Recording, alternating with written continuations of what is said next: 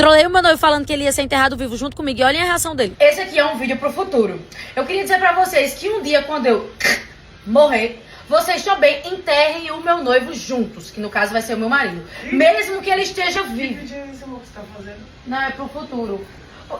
E tu tá achando ruim de Como ser assim? enterrado Mas comigo? como assim? Tu morreu? Não, porque morri você também? vive falando que não vive sem mim, não vive sem mim. Eu tô adiantando aqui pro povo. Porque Não, quando mas eu eu... não vivo sem você, mas eu tenho que morrer também junto. E você vai ficar com quem? Eu não vou ficar com ninguém. Quem disse que eu vou ficar com alguém? Mas... Pois é, porque não... Então, se não vai ficar com ninguém, se não vive sem mim, vai morrer comigo.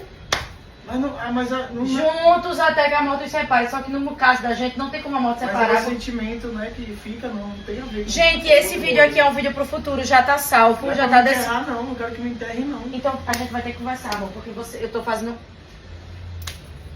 Não tô entendendo, amor. Mas por que eu tenho que Não morrer? tenho junto? que entender. Vai ser enterrado comigo porque você não vai viver sem mim. Vivo? Eu vou morrer como?